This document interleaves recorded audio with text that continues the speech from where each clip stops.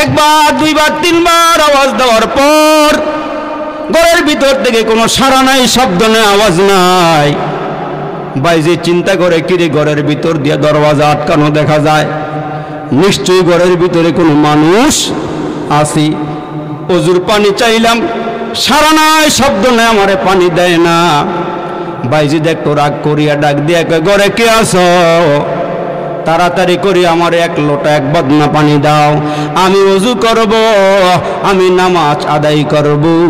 ঘরের ভিতর থেকে এক লোটা পানি দিয়া ঘরের ভিতর থেকে নারী কণ্ঠে আস্তে করে আওয়াজ দিয়া কয়, বাইজিৎ এত রাগ করিও না, এত গোসা করিও না, এইটা কিন্তু পাখি মারার জায়গা নয়।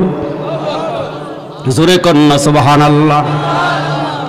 আল্লাহর বান্দি ঘরের ভিতর থেকে ডাক দিয়ে কয়, বাইজিৎ রাগ করিও না, এইটা কিন্তু পাখি মারার জায়গা নয়, এইটা কিন্তু পাখি মারার জায়গা নয়।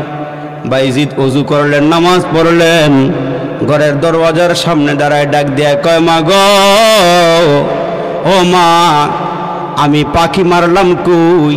তোমার ঘর কই? তুমি কেমনে দেখলা, কেমনে বুঝলে আমি পাখি মারছি? ডাক দিয়া কয়, বাইজিৎ আমি একজন কাঠুরিয়ার স্ত্রী, আমার স্বামী হালাল খানা খাওয়ায়,